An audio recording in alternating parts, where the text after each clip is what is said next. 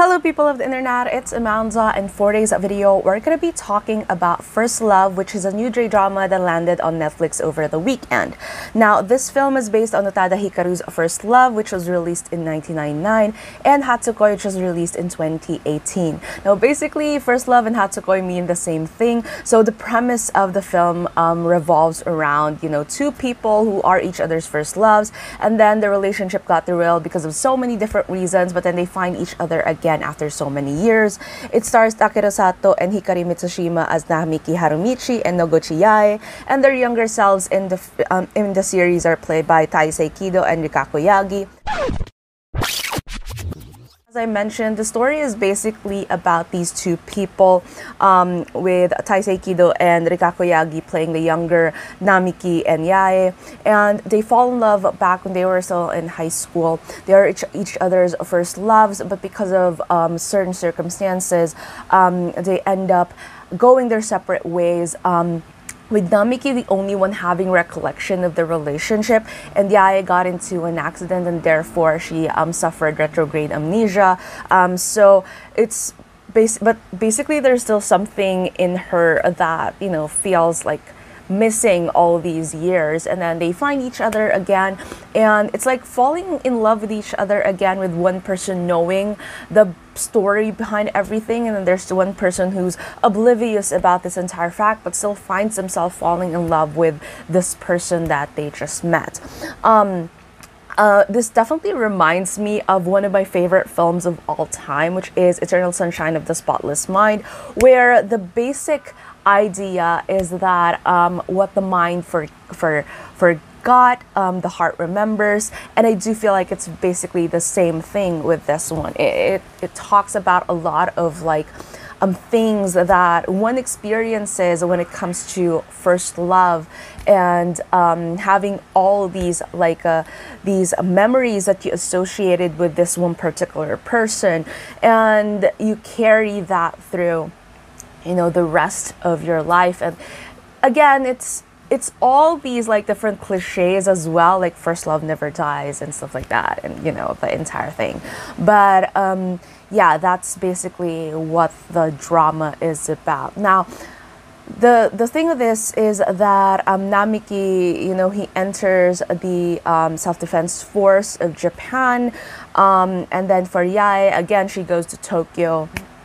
She aspires to be a flight attendant. They both have, aside from the whole first love factor of the film, it also focuses on dreams that you have when you were younger, and all of these idealistic things that you believe yourself is going to be like, and then eventually you enter the sense of void once you enter adulthood, and if things doesn't work out for you, then you're sort of living into this limbo, but then at the same time, it's not necessarily entirely a bad thing. You're navigating through life given the circumstances that has happened to you, and you make it work somehow. So it's definitely this bittersweet type of approach when it comes to dreams and aspirations and all these things, on top of dealing with this lost love kind of idea.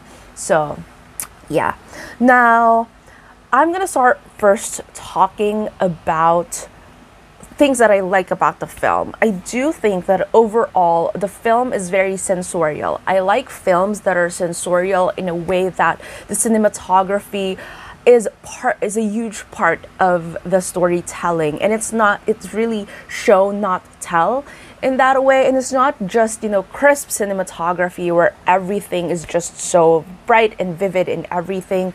It's not just about the scoring, although the scoring for this one is absolutely beautiful as well, but what I mean is it's sensorial in a way that it covered sensations connected to all five senses in order to allow the viewers to also experience the feelings of the characters.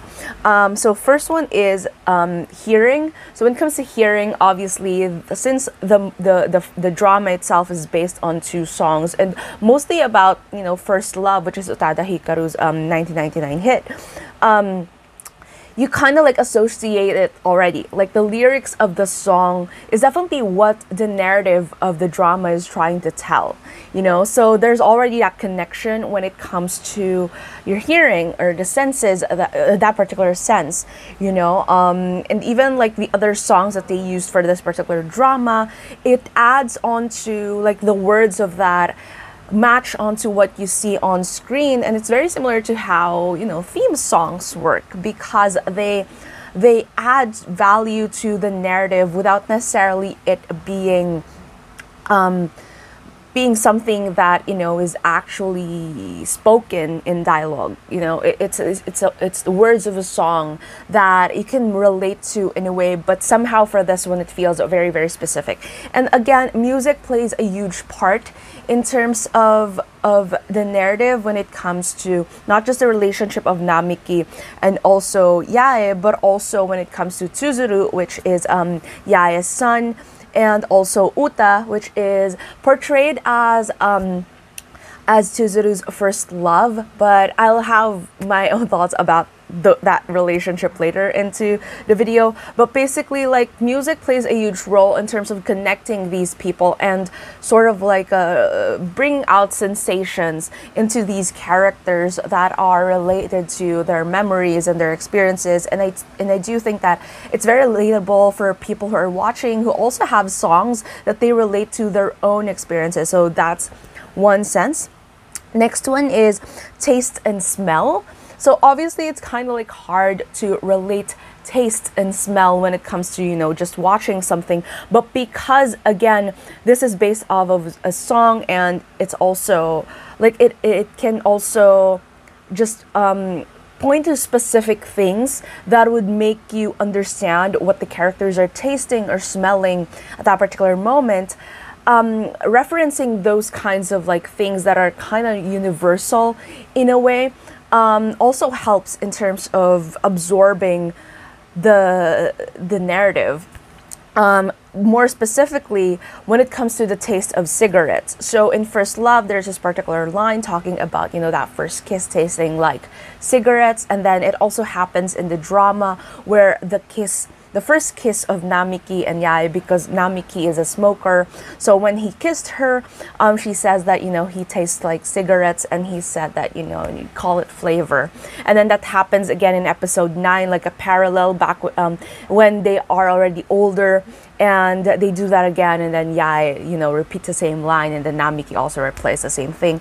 And because of that, like, even if you don't experience, like, you can't really, like, because cigarettes, you know, it's such a universal scent or universal taste. Like, even if you don't smoke, you know how cigarettes smell like, you know? And so because of that, you kind of like understand what these characters, what that feels like for the characters, you know? And then next one is the importance of Napolitan, which is the favorite dish of Namiki.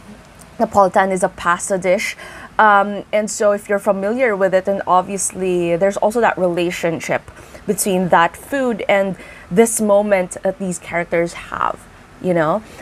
It's very significant to, like, when Yae kind of like confessed her feelings for Namiki, you know, asking the favorite food after them having a conversation of someone asking your favorite food is like asking, like, telling them that you like them.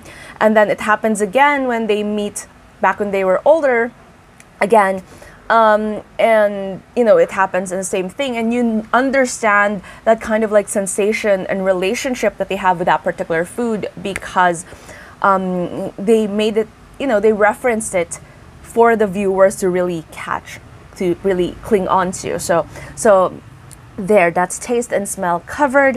When it comes to touch, now this one is really tricky for me to kind of like explain or understand at first, but I realized through the series that when it came to like intimate moments, you know, Namiki and Yae, even in the stage where they were a lot older, touch is something that is very innocent in a way, that is very simple when it comes to the two of them. It's shown that with Namiki, he's had like sexual relationships after, like when he got older, with this woman that he meets in this one club, and then also with Tsunami eventually becomes his like longtime girlfriend in the story before reuniting with Yae again. And it's shown very explicitly, like him having a physical relationship with these women.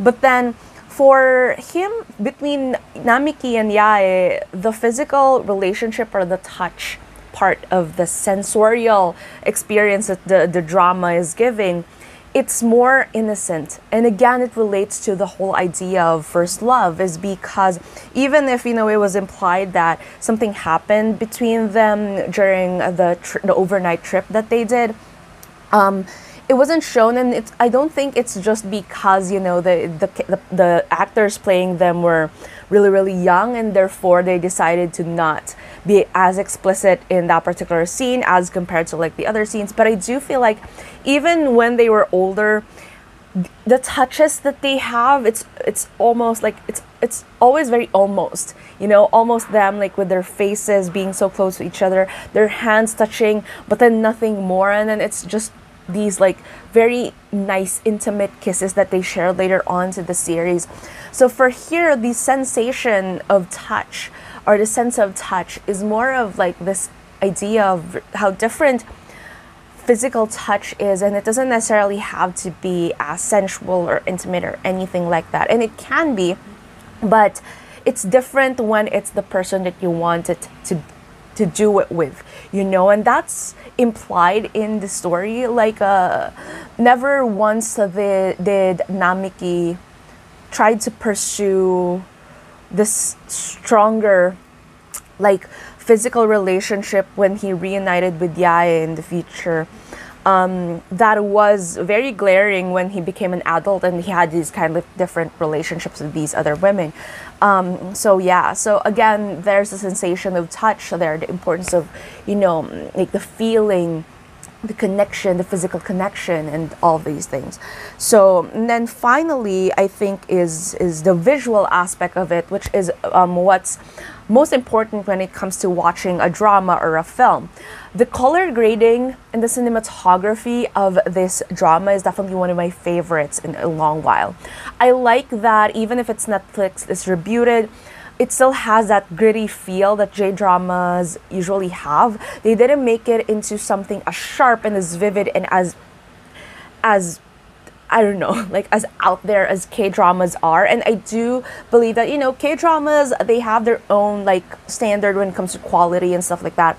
But if there's one thing that I'm not particularly fond of when it comes to K-dramas, especially if they're not really rom-coms or something, or if they're more dramatic and stuff, is they usually have this very like highly stylized type of cinematography.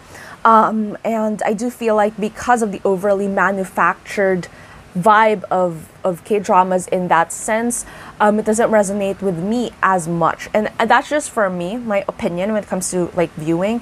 And that's why I prefer J-dramas even up to now, is because they have this kind of like gritty feel to them. Like it's not always 4K, it's not low quality, but you kind of like get immersed into the worldview even more, because even the fashion is a lot more relatable. It feels like real people, real places. It's not something that feels, overly produced. And I'm not saying that, the budget and everything, it's not really that. It's more of just the style of how they present J-dramas, and that's one of the things I really, really like. And I like that they retained it for this one, because this drama is very melancholic, and it would definitely take me away if it's like too sharp or too vivid, and the color grading definitely, and even the play of colors, not just, the effect of, emphasizing like certain things like the blues and the reds and the yellows. They add this sort of like level of isolation that definitely separates the characters from their backdrops. But I like the use of colors in terms of explaining the relationship between these characters without it necessarily being too like again, it's very show not tell. Like for example, Yae's color is blue. Like you see it, it even bleeds through Tsuzuru's character, where Tsuzuru, who is Yae's son, his color is also blue. Like you see that in the character design of her. We usually see her in blue. Her everything about her, it's even back when she was younger until she's older. Articles of clothing, it really pops out with her wearing blue. And then for Namiki's character, it's very glaring that his color is red, especially when he's with his family. You know, their family color, it's red, so it kind of like separates those two things about these two characters. But then, whenever they're together, they kind of like wear each other's colors, but more so for Namiki wearing Yae's colors. Whenever they're together, Namiki is always wearing blue. Like he's like he kind of like absorbs her color, and it means that, you know, it's kind of nice because it's revealed later into the series that he's the first one who fell in love with her, and so he absorbs her color. He's so. Whereas for Yae, later we see her, but in hints of just red. You know, when she visits Namiki's family, she wears red. So it means like, you know, she also has this sense of like belongingness when it comes to this relationship that they have. It's her adapting to his world. And then there's this one particular part where red lipstick, like when she cosplays for Halloween, wearing a flight attendant costume. The flight attendant costume is all blue, right? Which is still her color, but then she puts on this lipstick that kind of like fades later on when she goes back to her actual world. And again, I feel like it's very symbolic of, you know, red, it kind of like mimics that memory of Namiki of just being when she was her truest self, but then kind of like fades away when she goes back to her world. So it's not necessarily always. I feel like with Namiki, red it wasn't used as much as his color because he usually absorbs into Yae's color. But then for Yae, it's always the sense of like cool, like cold, kind of like cool tone, kind of like vibe with the blue and everything. And it's definitely her color, and Namiki usually just absorbs that.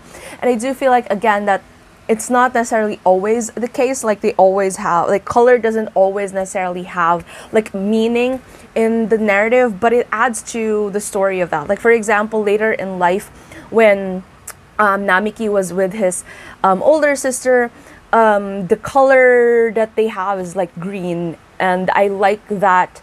You know, again, it adds to like the cold. I think that's more of like a color grading cinematography thing than something that's symbolic, other than, you know, the whole Yae, Namiki, blue reds thing.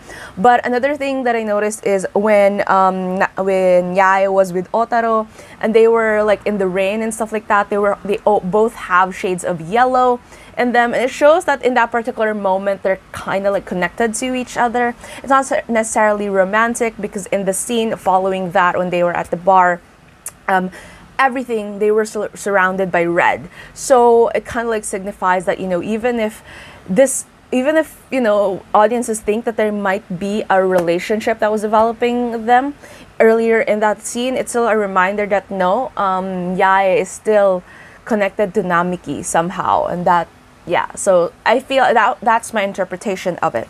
But in most scenes, like I absolutely love it. Like even the dynamic of, there's a scene where Tsuzuru enters the bar or the cafe that Uta was working in, and she was wearing red, and everywhere else is red, but but Tsuzuru enters and he's all blue. And again, it kind of like parallels with the whole Yae Namiki thing.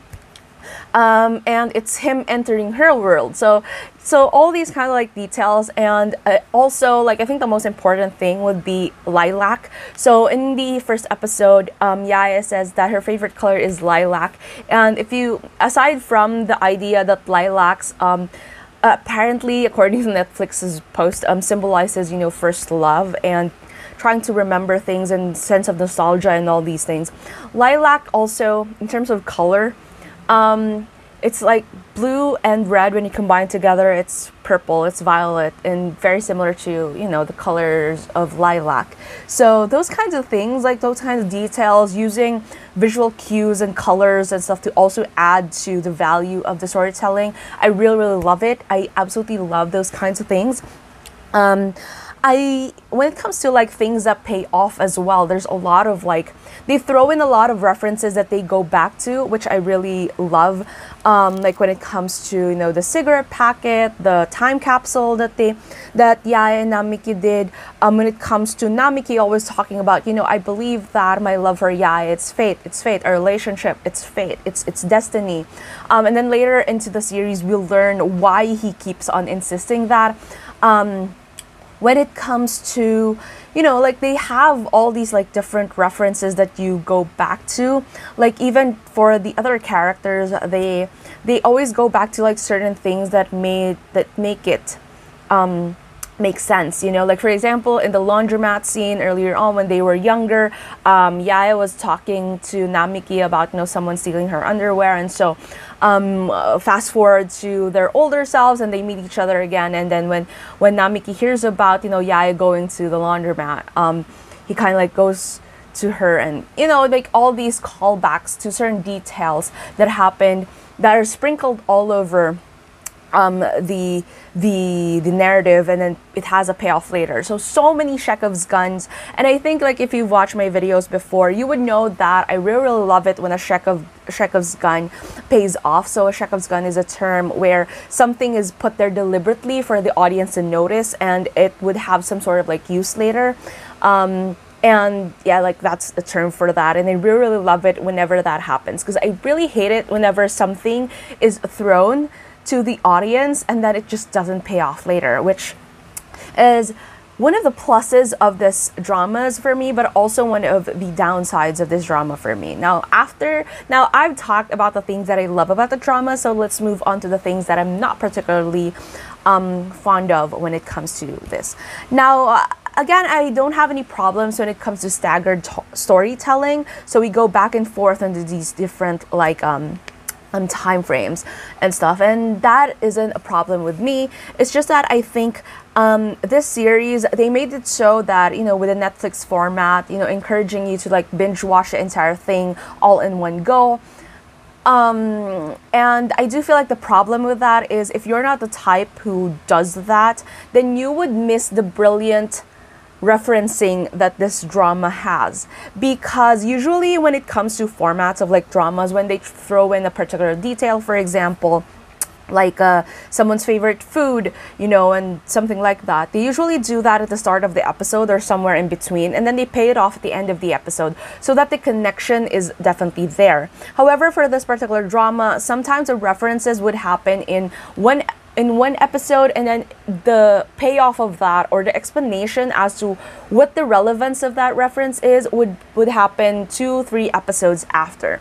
So again, if you're not someone who binge watches like series, those kinds of references would kind of like lose its meaning to you, unless you're a really, really, really like detail oriented type of viewer. But then if you're just there to just casually enjoy, the meaning gets lost somehow.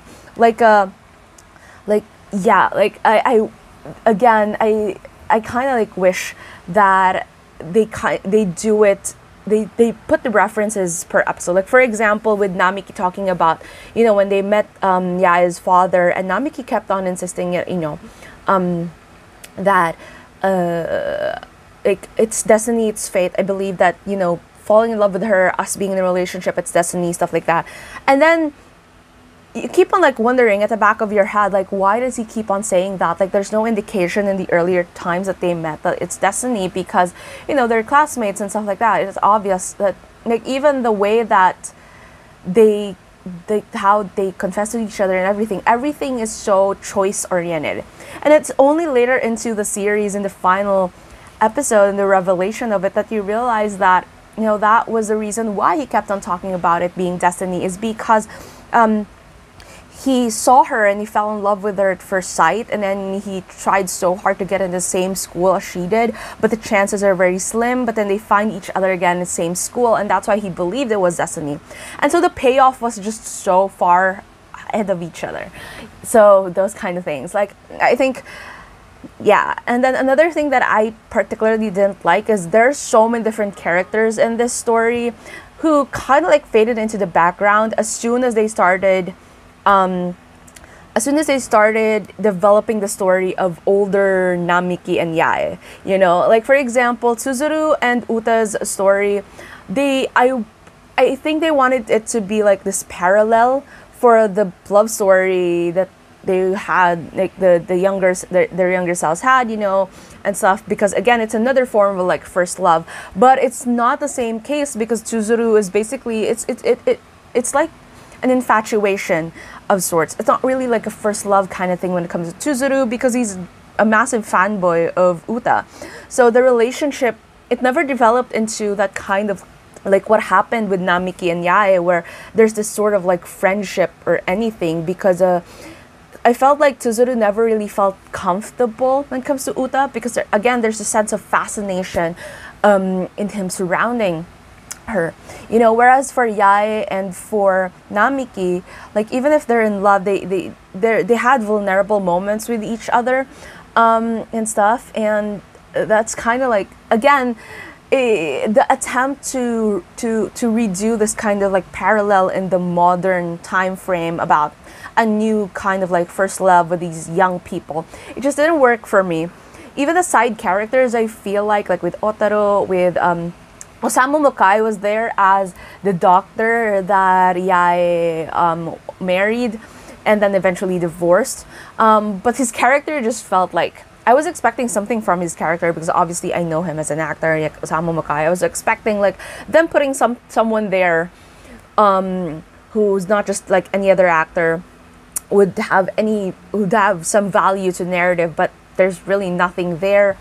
And yeah, like, there's just so many things, like the side characters wasn't as fleshed out. The only character that I actually appreciated being there was Tsunemi, which is Haru's character. But even her, like, everything about her character, it felt kind of like wishy-washy in a way as well. So, like, as much as the main narrative itself, like, I feel like it's because we're doing so many things to create these like parallels between Namiki and Yae in the past and in the present.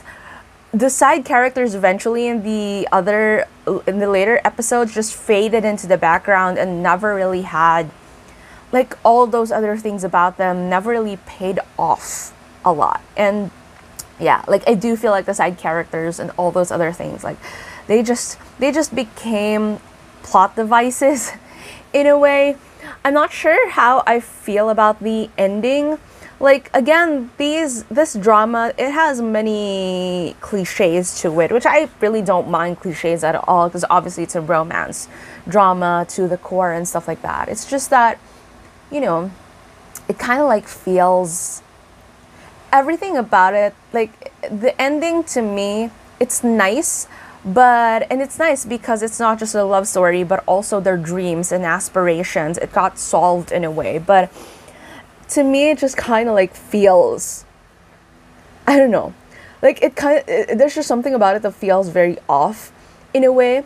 Like, I wish they could have found their happily ever after in a manner that, you know, like, I don't know, because it feels like, you know, it's all very wishful thinking in a way, like how the drama ended. And I understand that it kind of like, it ends in a way that it was still bittersweet because it took them so long. But the ending to me, it just feels kind of like too fairy tale-esque in a way. I'm not saying that it should have been like a bad ending. I just wish that it could have been a more of like a realistic ending. I would have preferred it if, you know, after everything that has happened with a situation and stuff, they meet each other again, and we kind of like end it there, and they kind of like acknowledge each other being each other's like first love. Yae kind of like sort of like says it again, you know, that, or I don't know, like there's just something about the ending that kind of like threw me off a bit. Like I understand again the whole happily ever after thing with their dreams and stuff like that and everything, but yeah, I wish it could have just been something more, I don't know, more in touch with reality in a sense. Like, yeah, I'm not saying that it's impossible, you know, but yeah, like you can grow up and have like different dreams and develop new dreams. I think that could have been like a better message, like them finding each other again, being each other's first loves. That kind of like nice, and them reuniting is fine. But when it comes to their dreams and stuff like that, I'm not saying that no one can achieve their dreams later in life anymore, but I wish it could have been something that's more grounded in a way, like them finding, I don't know, like it's just weird to me how the series ended. But yeah, overall I do think that, you know, despite the big misses and stuff, overall it is a good drama. Like I appreciated it, and because it stuck to its core, which is talking about first loves. And again, the cinematography really added much to it. I like that they focused more on using First Love, as in the song, as the main track for this, and then Hatsukoi is just in the end. Simply because I do feel like Hatsukoi, I associate Hatsukoi more with Hana no Chihare because it was used there, as in part of the official soundtrack. I feel like if it kind of like if they alternated a bit with like First Love and the Hatsukoi and stuff like that, whatever, like it would be distracting for me as someone who associates the song with a different show. And I do feel like for people who know Hana and no Chihare, then they would also know like Hatsukoi and stuff. And yeah, I feel like it's a smart choice that they focused on First Love more as the main track for the series. Yeah, and then other than that, you know, other things, I do feel like overall it is a good, it's well acted. The performances are really, really nice, especially from Takeru and Hikari Mitsushima, and also Taisei, Kido, and Rikako Yagi. It's a very enjoyable film, just focusing on just the four of them, because again, as I mentioned, the other characters just faded into the background eventually. And yeah, yeah, there are a lot of sweet moments in this drama that I absolutely appreciate. The references, again, one of my favorites. Storytelling when it comes to color grading, cinematography, absolutely brilliant. Again, there's like highs and lows about this particular series, but if I were to recommend a series available on Netflix to someone who wants to have a taste of like Japanese dramas and stuff like that, I would definitely recommend this. I do feel like, given the different type of storytelling that J-dramas usually have, it may feel very foreign and boring to some people who are unfamiliar with this niche, especially like the first couple of minutes of the episode. Since it has this, again, very melancholic feel to it, I do feel like the series picks up around episode 2 onwards. But yeah, I still recommend it. It's just that, yeah, if you're very particular with, like, I don't know, like side characters having their loose ends tied and stuff like that, so you might also be very about it. And also, if you're the type of person who watches series in your own pace kind of thing and not really binge stuff, so you have to take note of certain things that would pay off later into the series for you to fully appreciate them. But yeah, so definitely half and half, like my thoughts about this series. But personally, for me as a binger, I enjoyed the references, I really, really liked it. Cinematography, definitely one of the best that I've seen recently. And yeah, so tell me down in the comments below, what are your thoughts about this series? Did you like it, not like it? Any particular details that irked you and stuff, or I don't know. But yeah, let's talk it out in the comments as usual. If you like this video, please give it a thumbs up. If you're new to my channel and you would want to hear more from me, please hit subscribe. Thank you so much for watching this video, and I hope to see you again soon in a new one. If you have any recommendations for me as to what you want me to watch and react to next, then tell me down in the comments below as well. That's it. Goodbye.